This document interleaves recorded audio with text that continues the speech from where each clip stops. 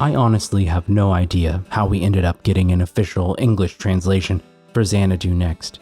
Ken Berry, the president of Xseed, seemed kind of unsure about it too, to be honest.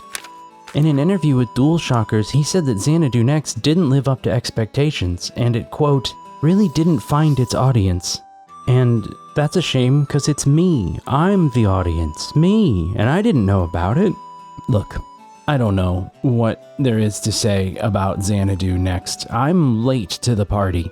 I'm old now. I'm an old man. People don't invite me to parties anymore. There's no fun parties for me. All I have to look forward to is, I don't know, renting RVs? Is that something old people do? I don't think I even make a good old person. This is terrible. In my defense, and perhaps some of the reasons Xanadu Next didn't largely succeed, is because it was also late to its own party. In 2005, Xanadu Next was released in Japan. This game wouldn't get an official English translation until 2016, and while I'm not an expert, that does seem to be about an 11-year gap, meaning when it came out, it looked especially unremarkable. And even more sad is in 2005, it didn't look that great compared to its contemporaries. This game was a bit of a budget game even when it came out. Falcom's never been the company to push cutting-edge graphics, but what they do is make really interesting games. And a big part of what makes Xanadu Next so unique is the fact that it has a huge history outside of America, one dating back to the 80s. Xanadu starts in 1985, and for needlessly confusing reasons, the first Xanadu game is the second Dragon Slayer game. The naming conventions here are a long story, but Dragon Slayer 2, Xanadu, was popular enough to spin into its own series. In Japan, the game is purported by Nihon Falcom, the game's developer and publisher, to have sold over 400,000 copies, which, considering the era and the fact that it was PC only, is pretty darn good. Xanadu enjoyed a brief period of being the cool game, but sadly that didn't last. Over time, the more popular series in their docket, like Ys and The Legend of Heroes, aka those Trails games, became the stars of their show. However, in 2005, they decided to give the Xanadu series one more shot. After a roughly 10-year hiatus, enter Xanadu Next. I had no idea of any of the legacy attached to it. The fact that the game used the leitmotifs from the PC-88 cousin was completely lost on me.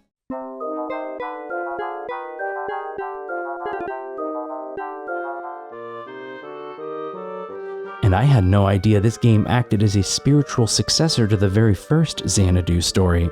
But the good news is the earlier Xanadu games are not required to play this one. This game is divorced enough from the past and acts as its own standalone story. After all, even in Japan, Xanadu Next came out 20 years after the very first Xanadu. So to assume most people would remember any of the events would be pretty silly. If you're like me and walking into this game without any understanding of its history, what we're given at first blush is a dungeon crawler that looks kind of plain at a glance, if I'm being honest. I could see someone passing on this game just looking at the Steam screenshots alone. Those graphics don't do it a lot of favors. But if you look past the blocky faces, you'll find a world that's doing a lot of things, and one that captured my attention. I mean, enough to make this whole video, so...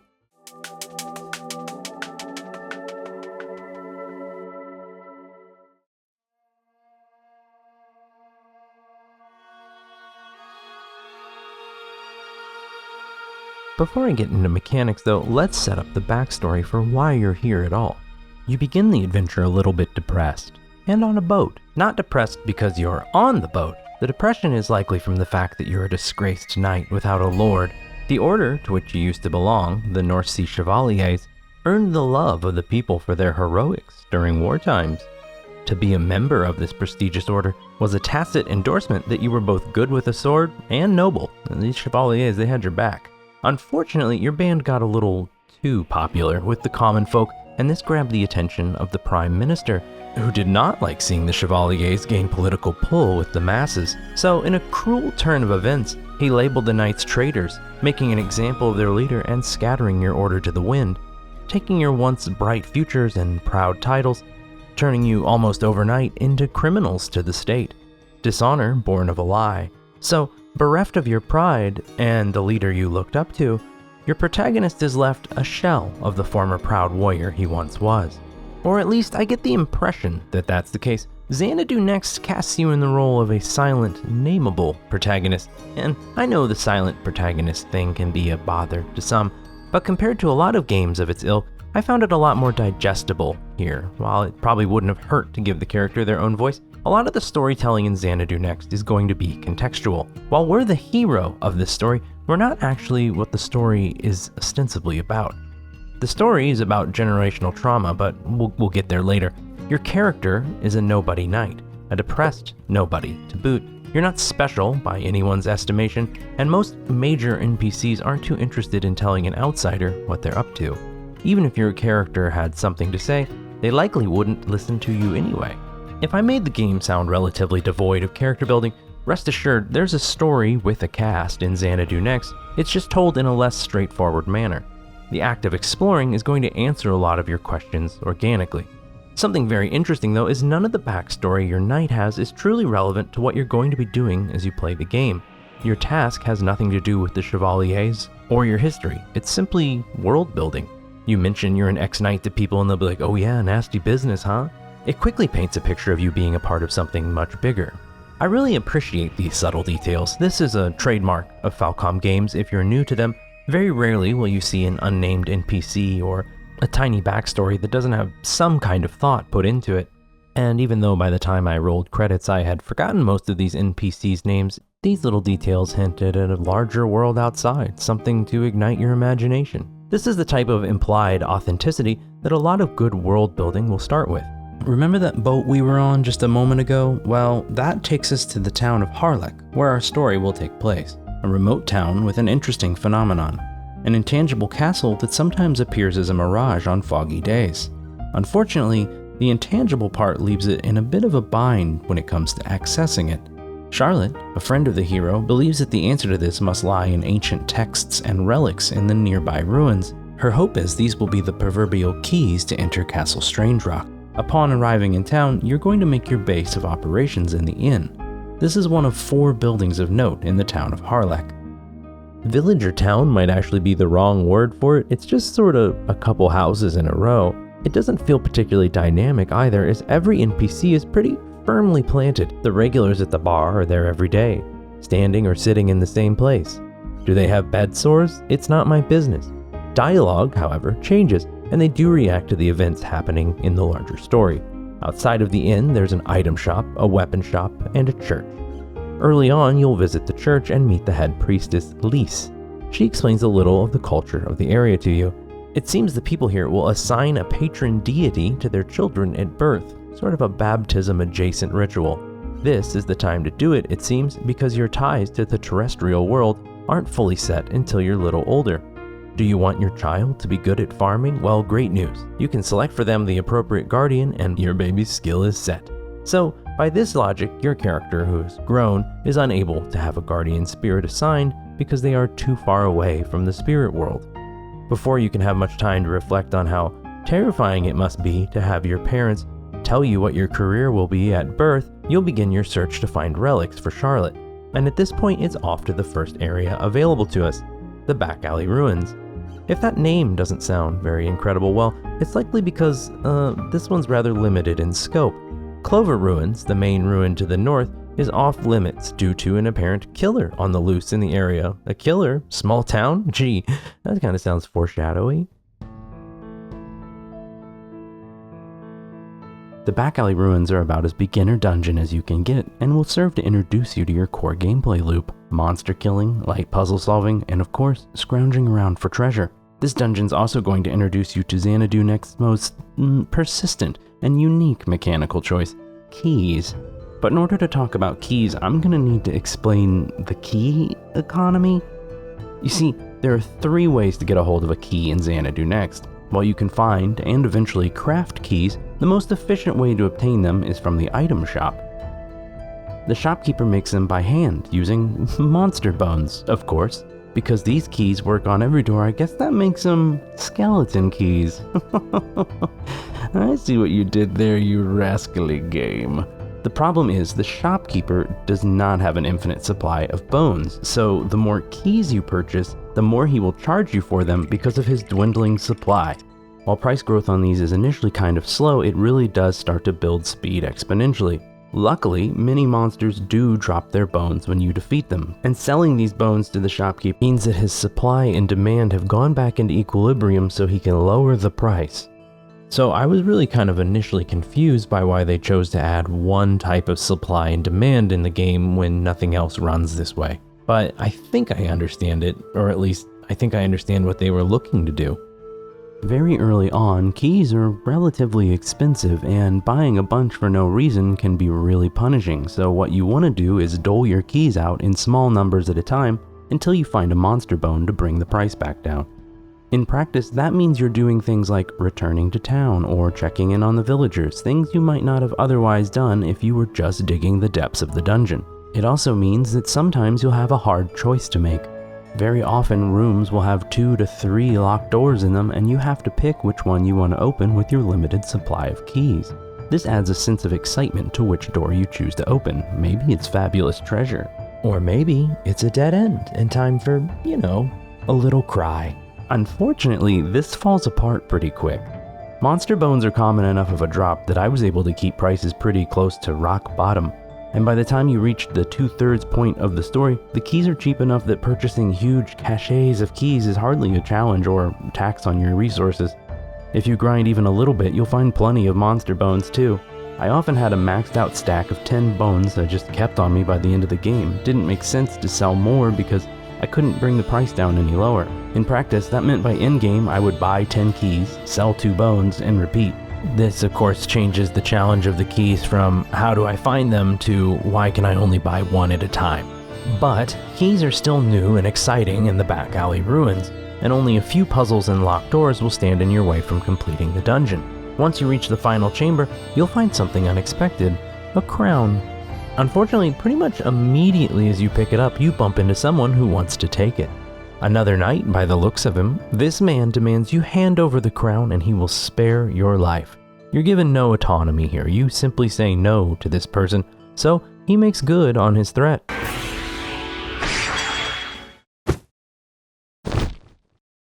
And we lose. As you lie, dying on the floor, he takes the treasure and heads on his way, stating your swordsmanship lacks purpose and you couldn't hope to beat him, and the strong defeat the weak. Now, of course, dying would make this adventure short, but thankfully after enough time of just casually bleeding on the floor, Charlotte will send someone to look for you and find you mortally wounded. As it would happen, however, we've lost so much blood that we're literally in a place that puts us in a state between life and death. This leaves you with about the same attachment to the mortal coil as, a baby.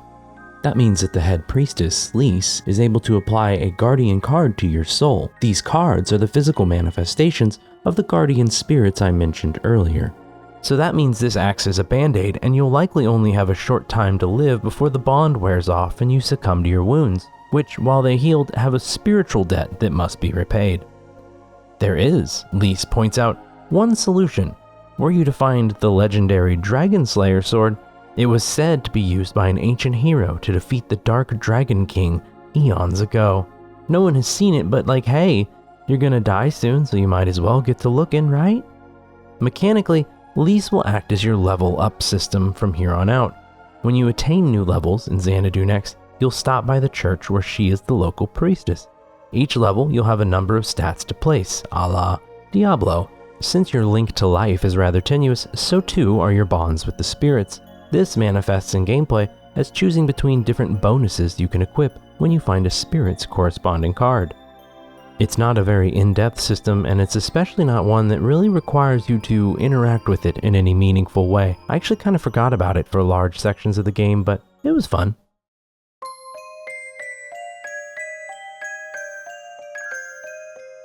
That's the opening conceit for our story, and it's pretty compelling. Who doesn't want to know the answer to why did this guy murder me lol? Of course, you can put as much story in the game as you like, but given that this isn't a visual novel, for the game to truly hold my attention, it needs combat that's at least mildly compelling. Thankfully, combat's enjoyable throughout. At a glance, you might see this top-down angle, and the use of clicking to attack a la Diablo and draw comparisons there. However, with the exception of the first game, which had much more purposeful, slow-paced combat, I found that comparison to largely ring untrue. which can be a good or a bad thing depending on how much you like watching sweet, sweet loot drop on the ground. This isn't going to be a game that you play for the dopamine rush of seeing a legendary item drop, or to wipe out hordes of enemies like so many blades of grass to your proverbial barbarian lawnmower. Instead, you're given a relatively low on frills, high on positioning style of combat, where hitting and then backing out in order to avoid counterattacks is the order of the day. And they are not glorious loot pinatas. Most everything just drops a couple coins. I will mention for posterity, I played this game predominantly with a keyboard and mouse. I did manage to get my controller working by mapping a mouse input to an analog stick. Because for some reason item management requires the mouse? Hey, I don't get it, but you do you, Falcom. For the bulk of the gameplay though, it's pretty comfortable. I could see someone playing with a controller and having the mouse handy for the item management as well. Of course, my sweet reward for tinkering was cozy in-bed Xanadu Next time on Steam Deck, so how can I be mad? Seriously though, it is a bit of a mess for a controller. I would personally recommend mouse and keyboard. Of course, you'll be doing a little bit more than simply clicking on enemies for combat along the way. You'll have weapon skills and magic to help lend some variety to the whole killing monsters thing that the kids today love so much. Weapon skills come from, as their name so subtly implies, your weapons. When you have this dagger equipped, for example, you will have access to a stabbing move called Thrust that knocks enemies over, incapacitating them for a brief time.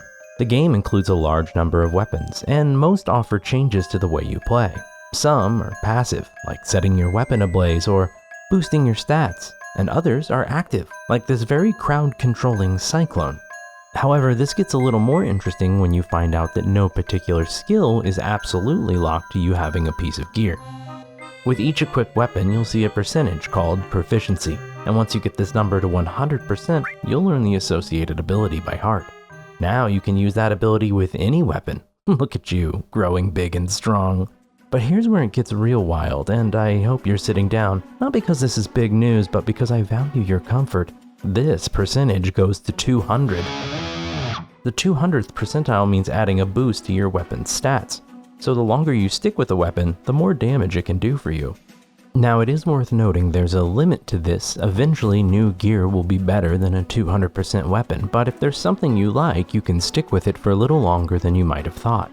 In my case though, I often found myself switching weapons anyway because I want shiny new moves, thank you very much. Spells, less remarkably, are learned by buying or finding their corresponding spellbook. They offer a lot less variety than weapon skills, with their primary focus being elemental damage types. In fact, every spell in this game is designed to hurt enemies.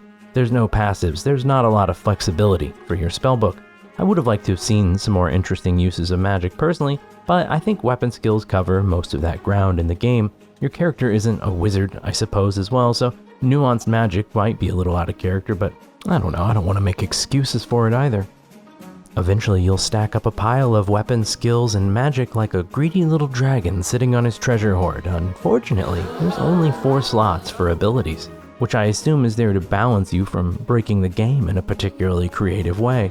My build typically was 2 passives, 1 spell, and 1 weapon skill, but your mileage might vary. I am far from an optimized gamer. In fact, I encourage you, dear viewer, to judge my build skills. Rest your gentle gamer head this evening, safe in the knowledge that I have not getted good. While I understand these restrictions from a balance point, I sure would have liked to have come up with some pretty busted builds. However, this system still offers enough flexibility to let you play the way that you want, which I do appreciate. Even the first weapon skill you get, Thrust, is pretty handy all the way into the end game, so it's really a matter of finding what works for you. Lastly, you'll be able to place stats to help you in combat, but these feel much more prohibitive. The requirements to equip weapons move in such a linear way that building your character is kind of predefined. Every level gives you points to place stats, and you can, if you care, de-level your character and then re-level them if you think you've messed something up. But honestly, you just put stats in so you can equip the next weapon in the shop. There's no player expression in terms of what weapon you equip, you just want the next most powerful thing. And spoiler, it's all swords and axes. Of course, if you're feeling particularly crazy, by the end game there is a trick to de-level and re-level, effectively doubling your stats with a particular guardian spirit, but I don't really know why you would want to. Nothing in the game posed enough of a challenge that I thought I needed to literally double my power. I guess if you like power stuff, if you like being big and tough, go for it. All you, not me. That's your thing. I'm gonna go get a little ice cream cone while you do that, and I'll check in on you later.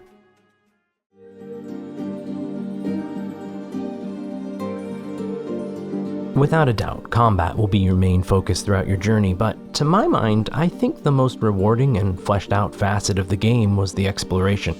This game excels at using environmental storytelling. You are, as I mentioned earlier, a silent protagonist throughout the game, meaning you won't often be a part of the story implicitly. As such, extrinsic forces will be doing the bulk of the storytelling for you. The first way this is managed is by creating a sense of place.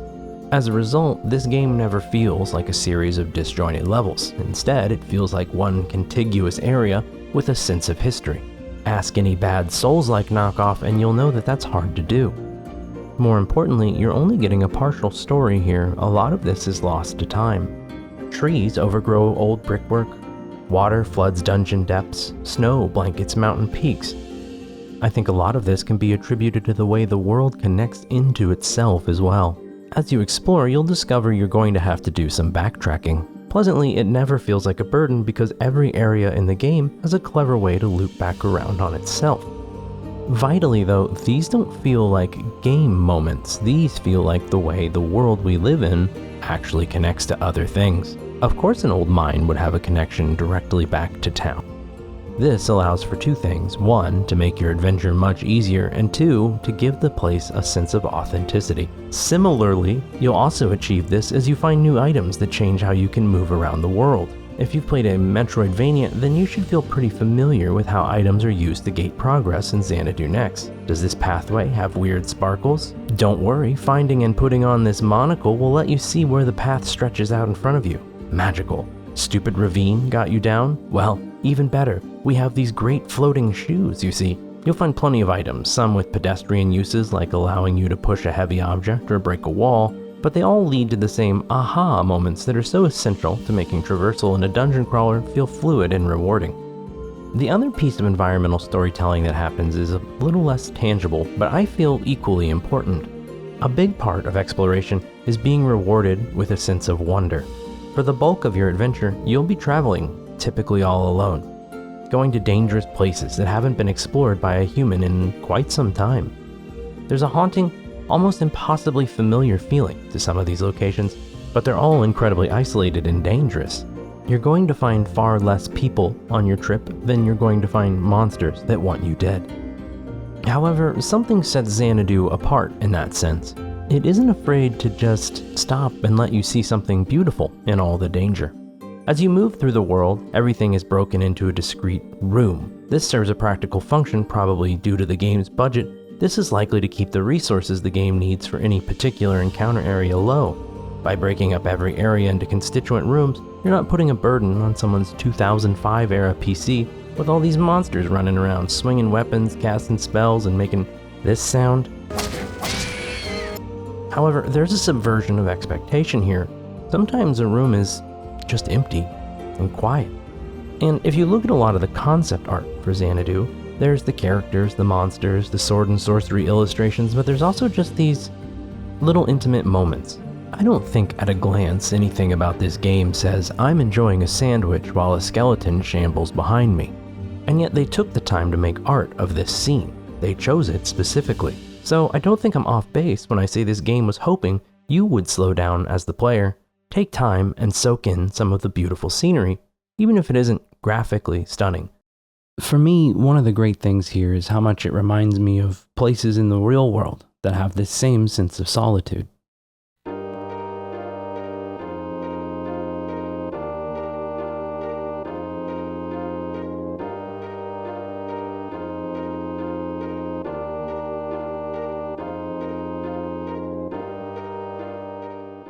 The beauty here is apparent, especially contrasting against a room where you just murdered 8 goblins in a violent scramble. A small vignette gives you a moment to appreciate the world you're exploring. These small, otherwise empty areas become something almost meditative. As you journey, you'll find ancient tablets that you bring to Charlotte to translate, and every time she rewards you with a homemade lunch, she'll tell you about how the townsfolk are treating her. She'll tell you about the kindly innkeeper and the people she gets to know. As you journey, you'll find while the people there don't really move from the place they're in, they begin to cheer you on. This does make trips to town and finding places of quiet solitude a cozy, wonderful palate cleanser from the large amount of combat you'll be doing. Now, past this point, I'm slowly going to start spoiling some stuff, including the history spoken of in the tablets you'll find, which, to me, I think are one of the best features in the game's storytelling. Reading old documents and putting their context together with what you're learning as you play is something really exciting. So, if you have any interest in playing this game and meeting it on its own terms, and you have Steam, I would say go play this game. I know this video is going to walk through the game's narrative in its entirety, and the intention here is to have these story elements present to make my thoughts on them a little easier to parse and share with you. So this game is priced at $15 US. Even when it's not on sale, I would say this is a low-risk purchase. So if you're spoiler adverse, I will not be mad if you decide to turn around at this point. I'm going to go ahead and continue into the nasty, icky, smelly spoilers.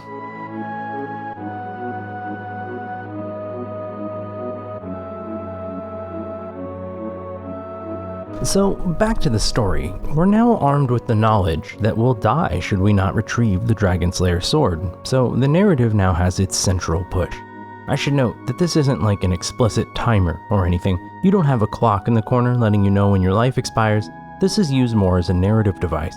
As our journey unfolds, we'll find tablets and diary entries from ancient Xanadu residents. We can give these to our companion, Charlotte, and she will take them and translate them for us. Now, we're going to get to the diary entries later in the video, but there are historical accounts as well that piece together the backstory behind the world. Essentially, the once prosperous kingdom of Xanadu was faced with a terrible beast, the Dragon King Gausis. Gausis swept across the land, spoiling all he encountered. Unlike most ancient evils in games though, he wasn't fully interested in simply burning everything to the ground. By these historical accounts, he longed to remake the world into a place devoid of hope. Of course, since the world you're in doesn't seem to have any of that going on, it's safe to assume he did not succeed in his plan. Great news though, because there's an ancient prophecy about this already. It turns out that when the stars align in a very specific way, a hero can be chosen. And of course, the hero from the first Xanadu game was that hero. He found the Dragon Slayer sword, the only thing that can defeat Gausis, and did just that. At this point, you would have rolled credits on the PC-88 game. Wham bam, thank you, Dragon. However, what Xanadu Next presupposes is that Gausis isn't something you can simply kill. He's one of those fun, unkillable ancient evils. A great deal later, people realized that Gausis' remains were slowly but surely regenerating. This caused the king of the era to create a group called the Seven Sages, who would aid the kingdom in all matters Gausis. Together, they discovered that there was one way to stop the dragon from regenerating. A magic barrier would be placed over the body. However, the spell could only be cast by the Sacred Maiden, who was of course the king's daughter. So now, every generation has to have their firstborn daughter assigned to magical seal refreshing duty because the seal won't hold forever. However, Gausis did eventually come back once more, not because of the lack of effort on the maiden's part, because Ultimate Evil in Stories just does that. This time though, through very strange circumstances. A woman agreed to marry Gausis, named in history as the Black Bride. She set him free and unleashed him upon the unsuspecting public the day the priestess Fleurette was set to become the Sacred Maiden. Fleurette then took up the mantle of the heroes of old, using the Dragon Slayer sword and going to defeat the Black Bride and Gausis with the aid of the current Seven Sages. The records you find don't really go on past this point, so it seems like they stopped him. I mean, the world doesn't appear to be plunged into darkness, although Xanadu is now ruins surrounding the city of Harlech. The imperfect nature of these historical records makes it kind of fun to piece together all these parts. Now, with the context of history, let's get back to the present, our current adventure. After our near brush with death, the priestess Lise has agreed to open up the entirety of the ruins to us, allowing us to explore for the Dragon Slayer's sword and kick off our adventure proper. I guess it's time to explore some ruins.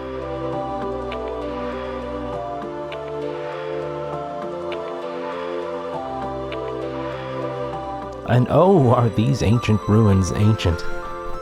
I won't go through every painstaking detail, but there are some very interesting things you'll discover as you move through the story. As you adventure, you're going to discover these lifelike statues, and you'll soon find out that some of them are coming to life. One such revived statue is this mysterious old man. Following him will lead to the first major boss in the game, Berillard, a giant tree whose root nodes need to be hit before you can kill his core. I'm a big fan of this design. I don't know, something about evil trees with faces, it works for me. You could give me the most annoying fight in the world, but if it's a spooky tree, I'm there. Maybe I'm a little too easy to impress. Upon his defeat, the tree explodes, like trees do, leaving only his trunk and a chest. This chest contains the second crown you will find on your adventure. It would be wild if it meant that one jerk knight from earlier came and attacked us for it again, though. That'd be crazy. So it goes without saying, of course, that very jerk knight shows up, and now he's got this new statue friend with him. It appears as though they're acquaintances. However, this encounter's different. The knight seems to think you now don't have fear in your stare. You have seen death. You are now brave enough for his tastes? I don't know, maybe it's a kink. Impressed with your bravery against the evil spooky tree, the knight now seems to think that you have something different about you. You now have no fear in your stare. You have become a true warrior with purpose. I mean, sure, that purpose is desperately trying not to die because of his mortal wounds, but whatever. And look, I'm sure this knight has an honor system. He promised to let us go if we gave him the crown earlier. Maybe he isn't a bad guy. And maybe the game doesn't want to posture him as irredeemable, but for my money, he's still that jerk who stabbed me, so I took great joy in being allowed to fight him this time. Now, trounced by our superior swordwork, the knight reveals his name to be Dvorak, and his compatriot, the former statue, is Theobald. And they're both apparently on a quest, an important one that they have no desire to share any detail of with you. Kinda rude. Dvorak plays it pretty cool for a guy who just got beaten up by you and says he'll let you keep the crown for safekeeping. Wow, really? Thank you. Yeah, we know what's up, Dvorak. I kicked your ass. Don't try and act cool now. They bid you good luck in finding the Dragon Slayer sword, but offer no other information before they leave. This does, however, leave us to our own devices and going deeper into the ruins, where we will find the Eternal Maze, an area made up of winding underground paths that connect different parts of the ruins outside Harlech Village. It's also where you're going to find your first box puzzle. And normally I'm a big fan of changing the pace in games. I don't mind when we stop to do a puzzle in most games, but these I felt had diminishing returns. The early ones were nice little brain teasers, nothing hard though, just something to give you a little speed bump and challenge different parts of your thinking. However, later the puzzles start to get very particular with the way they need to be solved. And while this is interesting on paper, the controls don't always support it the way I want. Sometimes, for example, you'll need to break a box in half to push it up on top of another one. This will essentially act as a ramp. The problem though is, if you accidentally click to push and you attack, now you've broken the box and you have to start the puzzle all over again. I'm sure your mileage might vary on how you feel about the puzzles, but by the end I was just kind of hoping they'd be over with. Of course, the amount of puzzles is very negligible and most are optional, so I wouldn't sweat it too much as something to really dread, more an element I felt didn't succeed fully.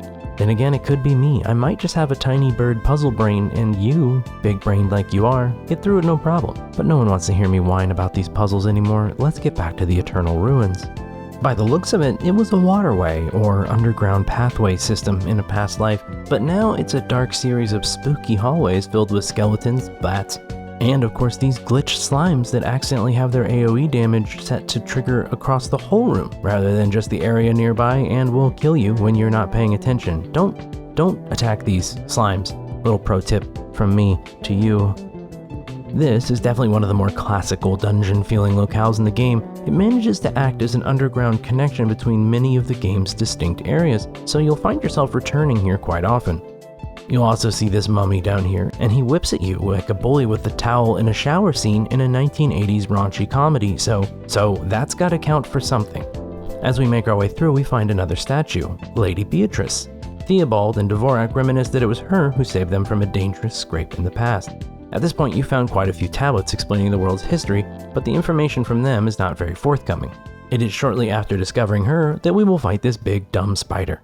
This is Skulltula. I think they're called bull bosses by some. He charges at the wall, you step out of the way, we bonked his head, now wail on him. Killing this goofy guy nets us one additional crown. Wow. Gee, Dvorak, I guess that means I have twice as many crowns as you now. Interesting. Once you're back at town, another adventurer will sell you a rare item, the Shrine Maiden's Bow. This is going to come in handy later, but at the moment we're buying it just kind of blind. Conveniently, sometime later, the priestess Lise will decide to present us with a sacred arrow. Wow, I guess that means we got the whole thing. Baby, you got a stew going. Of course, you and I already know from going over the game's history that the Shrine Maiden was the one who guarded the seal over Galsus, so this item might be of some import. We'll eventually go through woods and make our way to the Eaglet Mountains. Early on, you'll pass through the base of the mountain to get deeper into the catacombs, but now we're left to scale the entire thing. It's windswept, snowy, and it hits all the vibes I like. Oh, and I guess I buried the lead there, it's also full of magma once you get inside. Going all the way to the core of the mountain wraps you around as you scale to reach its summit. It's here that we meet more statues, and it starts to become apparent who they are. These are the 7 sages. Something had gone terribly wrong in their battle against Galsus, and they were sealed away in stone. It seems there's a few more yet to revive, and they still have little interest in telling you about what they're planning. I mean, that checks out, you're a stranger, but it's very rude. Carrying on in our journey, we do reach the peak of the mountain and find the giant winged demon, Evil Worm. Ooh, spooky. Yeah, okay, so the name's a little underwhelming, but the fight is quite challenging and presents a level of intensity I was not expecting. Evil Worm attacks with fireballs and channels streaks of fire across the screen. But scariest of all is this huge blast where you have to make sure to leap on a level below or be one-shot. We'll say a few tries later, and I finally learned his patterns well enough to take down the Evil Worm. For our trouble, we get yet another crown, and an artifact that lets us breathe underwater. Having pretty much explored all the ruins at this point, we'll return to town. It took me a lot longer than I'd like to admit to figure out what to do next, but the answer here is to just walk into the ocean in front of the town. The new breathing relic lets you just walk right in. I don't know why, but I just kind of figured the ocean was off limits. And once we're underwater, we'll head toward Castle Strangerock. Unfortunately, the depth of the water means that we won't be able to make it right away, but we will find a tiny side cave, and yet another boss fight. This is the Askamoid, who asks the question, what if you threw every attack at the player right away, all at once? Which is quite scary. Thankfully, I have my secret technique. Hit him a lot and face tank everything, and that really worked for me here. The Askamoid guards a single room, a huge reservoir sealed with a creepy, eye thing? Using our Maiden's Bow and Enchanted Arrow, we remove this cursed seal.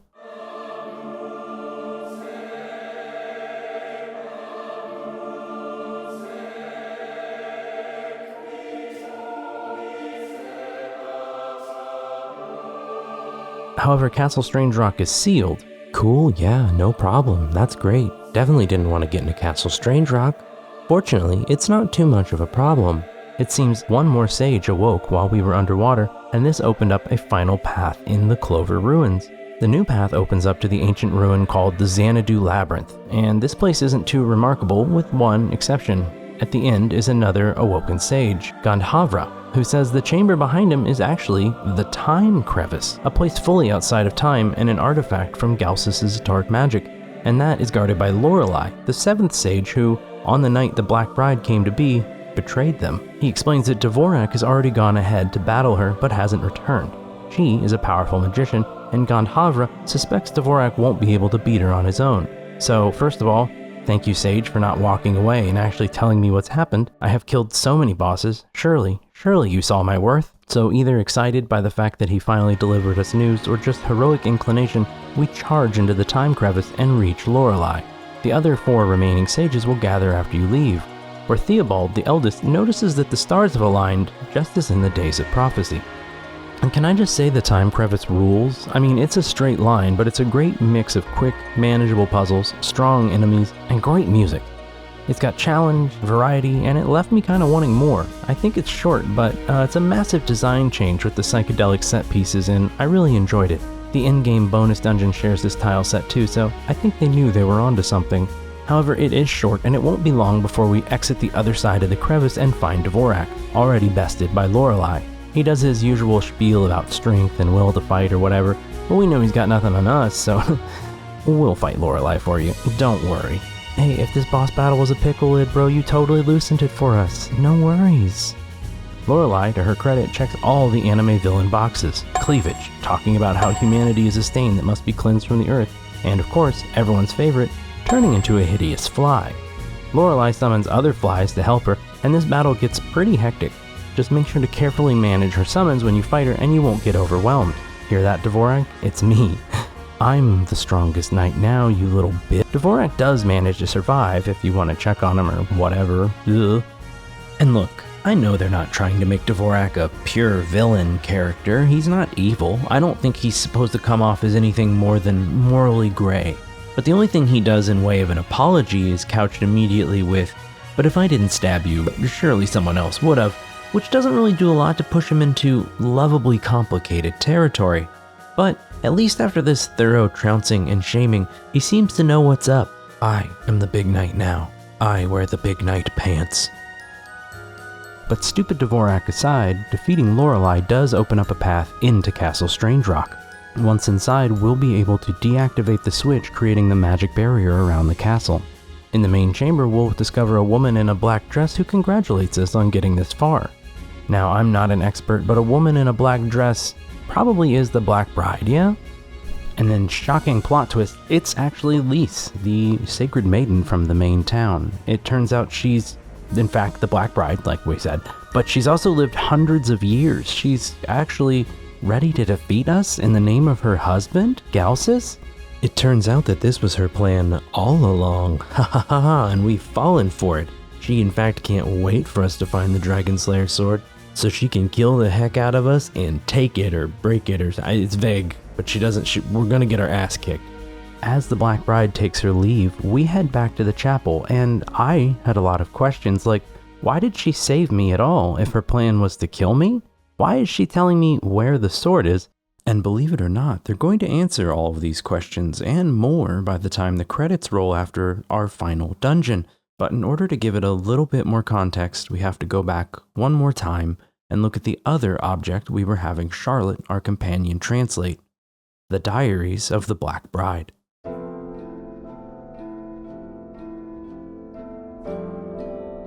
As you adventure killing monsters like you do, you're going to end up collecting the diary entries of the Black Bride, who, it turns out, was the twin sister of the hero princess Fleurette. Her full name, Lieselotte, which is German in origin, and her sister's name is Fleurette, which is French in origin, and they lived in the kingdom of Xanadu, which was the capital of the Yuan dynasty of China, before Kublai Khan moved it, so, I guess I just wanted to take a moment to say if there's something thematic to the naming, some thread to all these ideas, I'm missing it. Conveniently, Lieselotte's diaries have been scattered around the surrounding dungeons. Much like the tablets we discover, these are going to help us piece together a full story of what occurred in the past. It turns out Lieselotte, the other princess, was always the weaker of the two, but she loved her sister dearly. Given her weakness, it was a foregone conclusion that Fleurette would be taking up the mantle of becoming Sacred Maiden. Only one royal daughter can be chosen for the role, and while an honor, it essentially means giving up any semblance of a normal life. Sensing her sister's unease at this burden, Lieselotte chose to train as hard as she possibly could in order to become the chosen maiden and remove this weight from her sister's shoulders. Going through her diary entries, we discover an insecure girl who just truly loves her sister. Her last diary entry, however, shows that all of this training was for nothing. Fleurette was still selected as the maiden, crushing Lieselotte, who wanted very badly to make this sacrifice for her sister. So instead, she came up with an alternative plan. Lorelei, who we now know as a sexy fly lady, joined Lieselotte in this endeavor. The plan was devilishly simple: marry a dragon. Confused and distraught, Lieselotte decided the best course of action would have become the Black Bride. With this shotgun wedding jump-starting the resurrection of Galsus, it appears as though Divine Providence did not get the memo. The 6 remaining non-traitor sages searched for a chosen hero to pick under the light of the stars of prophecy, but none showed up, and the stars did not align. So, Fleurette chose to take the sword in hand and stand up against her sister. We'll get the last part of this tale when we return to the chapel, where we find Fleurette was the last statue to revive. She's there with the 6 remaining sages. Hundreds of years ago, when they fought Galsus, as they were poised to deliver the final blow to the dragon, Lieselotte struck the maiden and her party with a spell that sealed them into stone. However, this spell came at a cost, as it also sealed away Galsus. Now, the power of that spell is running out for some reason after all this time, and the result is everyone back in the predicament they were 500 years ago. The good news is, Fleurette is also the guardian of the Dragon Slayer blade and has a duty to entrust it to someone worthy. The better news is, that's us. Theobald informs our hero that we are the chosen one of prophecy. The stars have aligned per the old legend, and we are the chosen warrior to defeat the dragon. Even better news, the crowns we've discovered are the key to Florette unlocking the seal on the blade. Dvorak politely returns the crown he murder borrowed from us at the beginning, and the Dragon Slayer is summoned and handed to our hero. Our soul is restored. We're not going to die. Speaking with your companions afterward, Charlotte entertains the idea that you could just leave this all to the princess and her sages. After all, you have no reason to truly help them if you think about it. But at this point, our purpose is set. We're going to stop Gausis. Also, saving the world seems important. And this puts a nice little bow on our character's story arc. We started at the beginning, someone without any purpose or aimless in all ways, and we end someone who's chosen to save the world by divine prophecy. If you played Final Fantasy XIV, you might be familiar with the strange feeling the narrative kinda has. The most important prophecy in the world is about explicitly your character, and yet you're not really part of the story in any real way. Everything depends on you in order to work, but nothing needs you in order to have an emotional payoff. However, the world building, as I mentioned earlier, is really vital to this experience and ends up making it feel more important. It scaffolds up this basic story into something really interesting because you get to know the world and characters so well. And while Florette has just been introduced, we get a little bit of character building with her as we watch her struggle with the fact that she's probably going to have to face her sister for a second time with the intent to kill her. Which isn't very fun, but maybe you can help. Maybe you can kill her sister for her. That's so cool of you. Now, the final dungeon feels like a pretty conclusive spot for the story to hurry and wrap up. I thought, maybe 20 to 40 minutes of gameplay left before the final boss? But Castle Strange Rock is enormous and really interesting. In fact, I would say Castle Strange Rock is so interesting that it made my opinion go from, this is pretty good, to, oh no, I guess I'm making a video about this. This castle represents about 1/5 of the game's runtime. It is a massive dungeon. Most of the time in RPGs, the last dungeon runs into a little personal problem I have where the story demands a quick conclusion, but the need for a challenging final dungeon slows down the narrative urgency. You'll get all pumped for that final battle, but then you have hordes of the most difficult minions to clear out. I don't know if there's a video game equivalent to letting yourself go, but final dungeons will do that sometimes. However, Castle Strange Rock really works. I think this castle was my favorite dungeon in the game. But let's not assume I'm calling this place perfect. This fortress is more than one story tall, which makes it different than the rest of the dungeons in the game. This map was not really built to handle a Z-axis. As a result, you spend a lot of time just trying to figure out if the connecting door is on your current floor, one floor up, or one floor down. Everything becomes flattened. It's maddening. And because of the scale of this particular dungeon, you're going to have a lot of instances of that. It begins to sprawl into something much more confusing than it needs to be, but I managed to forgive this annoyance because this place is really enjoyable to explore. Big, powerful monsters dropping tons of gold, hidden rooms with nooks and crannies, and super powerful, rewarding treasure. This place pulls out all the stops, making use of nearly every traversal item that you've come in contact with up to this point. All the treasure is an upgrade over your current gear, lots of powerful new level ups for your spells, and even more weapons and armors that will beat most anything you could have bought in the shop. Not to mention, this place is lousy with shortcuts, meaning nearly every time you go into the castle, you're recontextualizing how you approach it. You'll climb ramparts, activate water wheels, skulk through basements. This, of course, is all in service of making your way to the Black Bride. Florette and the other sages have fallen into her trap as they tried to approach her, and one of the sages was glitching really crazy for me during this part, which kinda undercuts the tone, but whatever. And that means that it leaves just you to fight her alone and face her husband, Gausis, who, oh.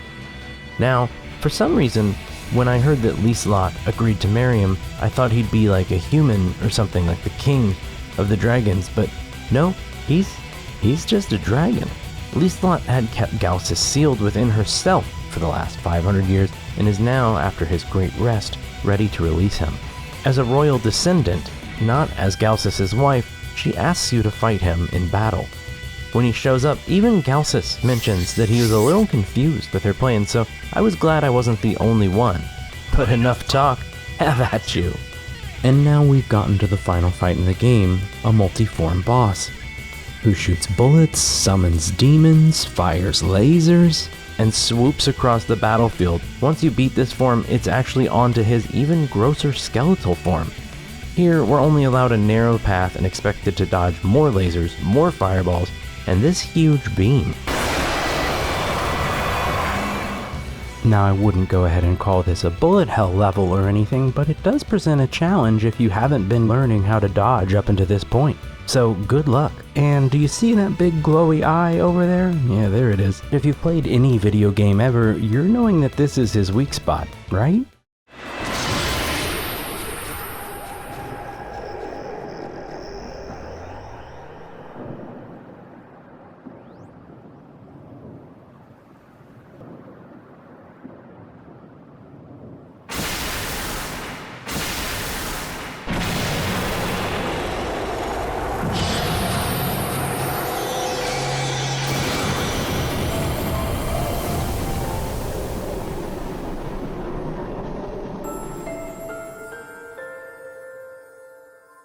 Defeated, Galsus vanishes into light. But there's little time to celebrate because Lieslot still lives. She declares that so long as she remains the bride of Galsus, he will never truly be defeated. She offers no fight though, no anger. In fact, she expresses the wish that she could have met you under kinder circumstances. Unfortunately, her fate was sealed when she became the Black Bride. The only way to end this now is by killing her. And she offers no resistance to this idea. So, either as a mercy or a punishment, the knight plunges his sword into Lieslot's body as her sister rushes to her side to be with her in her final hours. Always the weaker of the two sisters, Lieslot reflects that she's lived a very long time for someone so feeble. Now, of course, having the context of her journal entries, it becomes clear that Lieslot had likely wanted this ending all along. Her sole motivation before becoming the Black Bride was to ease her sister of the burden of becoming the Sacred Maiden. She went about it in the most misguided way possible, but it was a bad plan born of good intention. By becoming the Black Bride, she sealed Galsus inside of herself. The prophecy of the Dragon Slayer's sword showed no sign of manifesting itself. That means Florette was not the chosen warrior, and draws into question whether or not she could even seal Galsus without the sword's full power. Or, even supposing she did manage to seal him away, it would likely return her to the fate Lieslot so desperately wanted to save her from, becoming the Sacred Maiden. So, bearing all this in mind, it makes much more sense why she would help you avoid death, and point you in the direction of the weapon that could defeat her husband. Perhaps she had sealed Florette and the sages in stone in order to wait until a hero was ready. Unfortunately, we're not going to get to hear any of this from Lieslot herself, so at the end we're never granted that certainty. In her dying breath, she only thanks you, as you and her sister cradle her lifeless body. Of course, Florette loves her sister and recognizes what happened. Neither sister, it seems, wants to leave the other all alone. Determined to have neither of them face a burden they didn't ask for, Florette casts a final spell. Much to everyone's surprise, using the power of the twin sisters' bond, Florette and Lieslot are reborn as a white phoenix. Taking on this heavenly form, their souls are sealed in a union, where they will guard the seal of Galsus for all eternity. Of course, there is a price to be paid for a spell this powerful. It means with their eternal life, so too shall their vigil be eternal over Galsus' seal. Both sisters are now together forever, though, neither having to leave the other to shoulder their burden alone. In their new form, flying away, we see the wedding ring of the Black Bride fall to the ground and evaporate, powerless before the sisters' mutual love. See? I told you it was about generational trauma. But it's also about tradition and change.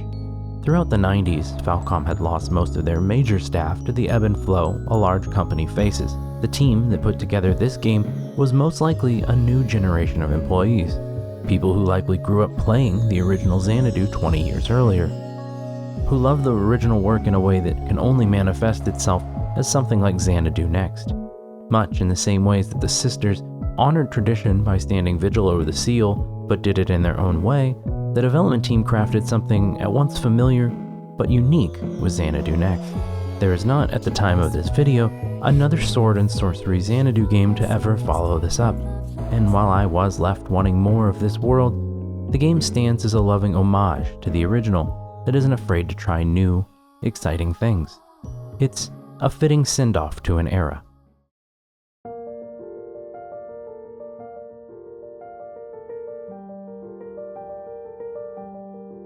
So I'll get to the point. I think this game is fantastic. I normally have a dislike for using trite descriptors because the more you use things like rough gym, the less they mean. But Xanadu Next really is a rough gym. I'm glad I took the chance to spend the $15 on Steam to experience this game. And look around online and you'll see, well, virtually no one talking about this game, but the ones that do typically echo my feelings.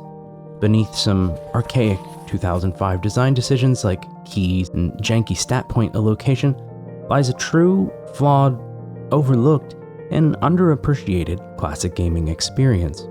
Now, I don't think the game is for everyone, but for the people who it is for, those who love atmospheric dungeon crawlers with a focus on exploration, Xanadu Next scratches an itch very few modern games care to touch. Even within developer Falcom's library, this kind of game is becoming a bit of a dinosaur, but it is interesting they chose to step away from games like Xanadu Next, because these are the sort of games that you could path along and inevitably lead to titles like Demon's Souls. Yeah, I've resisted making that comparison for a long time because I doubt this was an influence directly on those games, but what it does have is the dungeon crawling ethos that led to this breakthrough genre. They're not making wizardry games like they used to, but if you want to crawl through dungeons, in a lot of ways the Dark Souls games feel like the inheritor of that design style. And don't mistake me for saying Xanadu Next is perfect here. In the epilogue, it's not even close. The first time I stepped into water, this happened, and the game crashed. I was deeply worried I was soft locked because I couldn't enter the water without the game crashing again completely. Thankfully, blindly tinkering with the graphics settings somehow fixed it. And those are just the problems the devs didn't knowingly put in on purpose. 2005 meant developers still had a lot of lessons to learn about exactly what's the most fun. There are plenty more things you could find to be upset about. You don't need to approach the game with a fine-tooth comb to spot some of the dated design blemishes. But here's the thing, I don't think any of that outweighed the joy I got from playing this game. The core combat and gameplay loop of Xanadu Next is incredibly simple. The game bends and plays with its rules, but it doesn't ever want to subvert your expectation. It wants to be a dungeon crawler. The atmosphere and exploration bring all this to a new level. The implied culture of Xanadu, the sense of place, the interesting vistas, a place that feels mysterious and dangerous, but deeply compelling. That's very much helped, in my opinion, by an absolute lack of irony. The storytelling here is sincere and respects you, the player's ability to immerse yourself in their fantasy. In many ways, this game was ahead of its time, and to put it simply, Xanadu Next's core shines through the dated graphics and clunky gameplay. It still feels vibrant and remarkable, even 20 years later. I don't think it deserves to be forgotten. I think it should be celebrated, so hopefully this video stands as my contribution to that. As always, I appreciate everyone who takes time out of their day to check out one of my videos. Have you played Xanadu Next? Normally I don't really fish for comments, but this is legit me just trying to find more people who've played Xanadu Next. It's so good. I know a lot of stuff is begging for your attention on this wacky platform, so I am truly humbled that you've decided to watch my video, honestly. Of course, blah blah blah, like and subscribe, you know all that. Oh, and I've been streaming occasionally over at Twitch. I'll put a link in the description.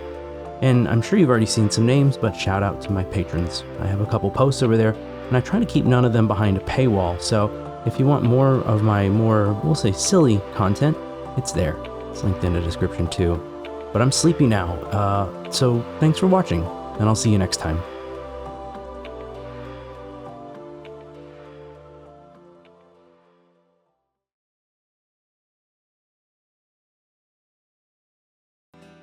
Okay, buddy, calm down. Easy. Easy. Stop. What are you doing?